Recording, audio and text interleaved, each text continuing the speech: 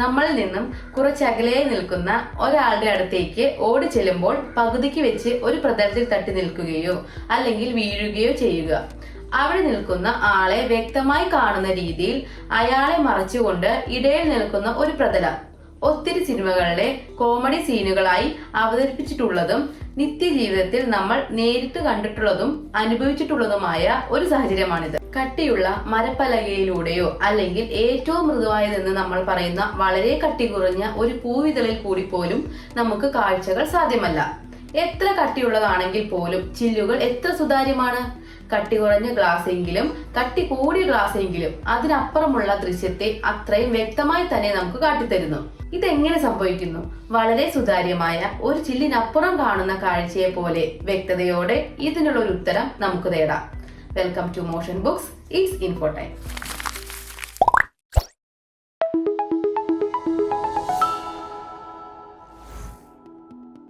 ഈ ഉത്തരം തേടി നമ്മൾ ആദ്യം ചെല്ലേണ്ടത് ഭൂമിയുടെ ഉള്ളറകളിലേക്കാണ്.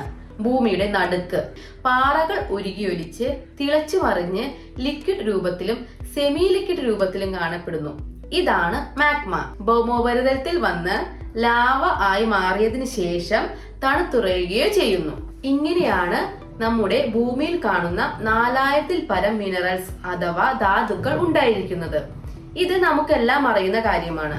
ഇതിൽ 99% മിനറൽസിലും അടങ്ങിയിരിക്കുന്നത് oxygen, silicon, aluminium, calcium, sodium, potassium, പിന്നെ മഗ്നീഷ്യം എന്നീ മൂലകങ്ങളാണ്.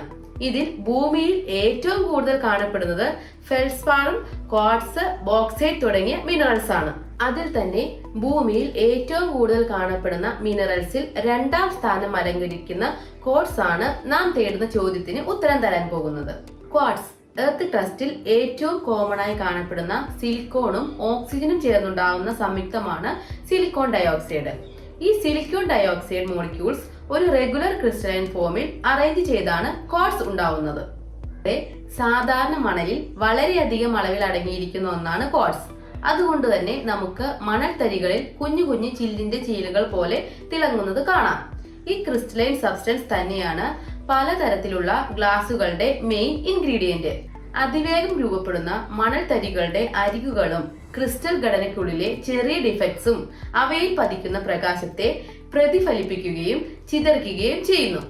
ഇങ്ങനെയുള്ള ക്വാർട്സ് ഉയർന്ന താപനിലയിൽ ചൂടാക്കുമ്പോൾ ഉണ്ടാകുന്ന എക്സ്ട്രാ എനർജി കാരണം ഈ മോളിക്യൂൾസ് വൈബ്രേറ്റ് ചെയ്യാൻ തുടങ്ങും. അങ്ങനെ ഈ തന്മാത്രകൾക്കിടയിലുള്ള കെമിക്കൽ ബോണ്ടിങ് തകരുന്നു.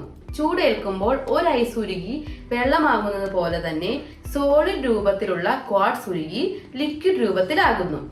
എന്നാൽ വെള്ളം വീണ്ടും തണുപ്പിച്ച് ഐസ് ആക്കുന്നത് പോലെ ഈ ലിക്വിഡ് ക്വാർട്സ് തണുപ്പിച്ച് വീണ്ടും പഴയ ക്രിസ്റ്റലൈൻ സോളിഡ് ഫോമിലാക്കാൻ സാധ്യമല്ല.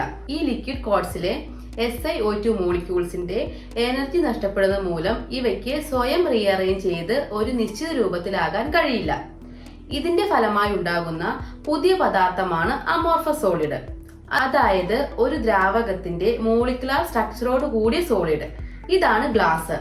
ഈ സ്ട്രക്ചറിന്റെ പ്രത്യേകത കൊണ്ട് തന്നെ ഗ്ലാസിനെ സൂപ്പർ കൂൾഡ് ലിക്വിഡ് എന്നും സ്യൂഡോ സോളിഡ് എന്നും പറയുന്നു. ഇതിലെ തന്മാത്രകൾ ദ്രാവകത്തിലേത് എന്ന പോലെ സഞ്ചാര സ്വാതന്ത്ര്യമുള്ളവയാണ്. അതുകൊണ്ട് ഇവ ഉരുകിയ വെള്ളം പോലെ ആകുന്ന അവസ്ഥയിൽ വെള്ളം ഒഴുകി പരക്കുന്നത് പോലെ എങ്ങും കുന്നുകൂടി നിൽക്കാതെ ഉയർച്ച താഴ്ചകളില്ലാതെ പരന്ന പ്രതലമുള്ള ഷീറ്റ് പോലെ നിൽക്കുന്നു. ഇതൊരു നിശ്ചിത രൂപമില്ലാത്ത അമോർഫസ് കാറ്റഗറിയിൽ പെടുന്നു. എന്നാലും ഒരു ഗ്ലാസിനെ നമുക്ക് സോളിഡ് എന്ന് തന്നെ പറയാം. അങ്ങനെയെങ്കിൽ മറ്റു സോളിഡുകൾ പ്രകാശം കടത്തിവിടുന്നില്ല എന്നിരിക്കെ എത്ര കട്ടിയുണ്ടെങ്കിൽ കൂടിയും ഗ്ലാസ് പ്രകാശത്തെ കടത്തിവിടുന്നു. ഇതെങ്ങനെയെന്നറിയാൻ ഗ്ലാസിന്റെ ആറ്റോമിക് ലെവലിൽ ചെന്ന് ഒന്ന് നിരീക്ഷിക്കാം. ന്യൂക്ലിയർ ഫിസിക്സിന്റെ ഫാദർ എന്നറിയപ്പെടുന്ന ഏണസ്റ്റ് റൂദർഫോർഡിന്റെ ആറ്റോമിക സിദ്ധാന്തം അനുസരിച്ച് ഒരാറ്റത്തിന്റെ ഭൂരിഭാഗവും ശൂന്യമാണ്.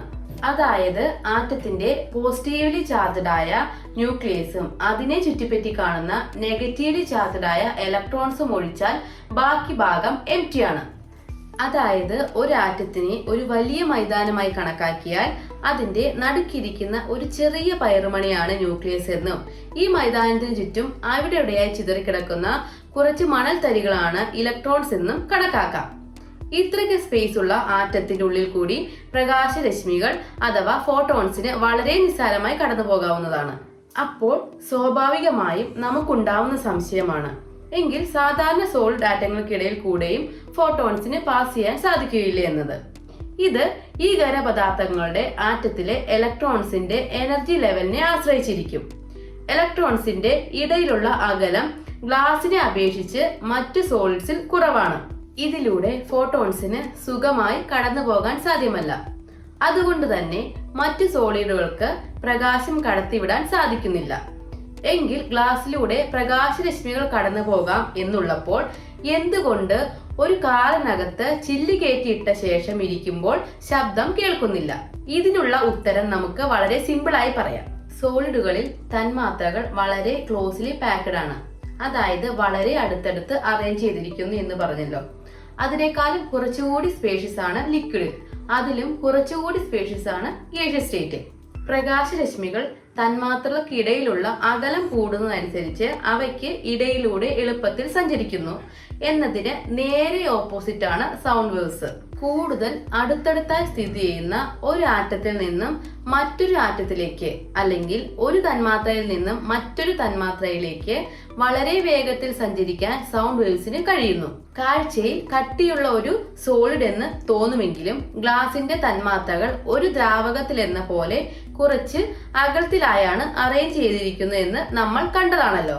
അതുകൊണ്ട് തന്നെ ഗ്ലാസ്സിലൂടെ ശബ്ദ തരംഗങ്ങൾ വളരെ സാവധാനമാണ് സഞ്ചരിക്കുകയുള്ളൂ. ഗ്ലാസിന്റെ മറ്റു പല ഭൗതിക രാസ സ്വഭാവങ്ങൾക്കനുസരിച്ച് അവയെ വ്യത്യസ്തമായ ആവശ്യങ്ങൾക്കായി ഉപയോഗിക്കുന്നുണ്ട്. കണ്ണാടിയായും മൈക്രോസ്കോപ്പിലും ടെലിസ്കോപ്പിലും ലെൻസായും അങ്ങനെ പലതരത്തിൽ. ഗ്ലാസിന്റെ ഈ സവിശേഷതകളെ കുറിച്ച് നമുക്ക് മറ്റൊരു വീഡിയോയിൽ കൂടുതൽ ചർച്ച ചെയ്യാം. ഇതുപോലെയുള്ള കൗതുകകരമായ വീഡിയോകൾക്കായി ഈ ചാനൽ സബ്സ്ക്രൈബ് ചെയ്യുക. ഈ വീഡിയോ ഇഷ്ടമായ ലൈക്ക് ചെയ്യുക, ഷെയർ ചെയ്യുക. Thank you for watching. By.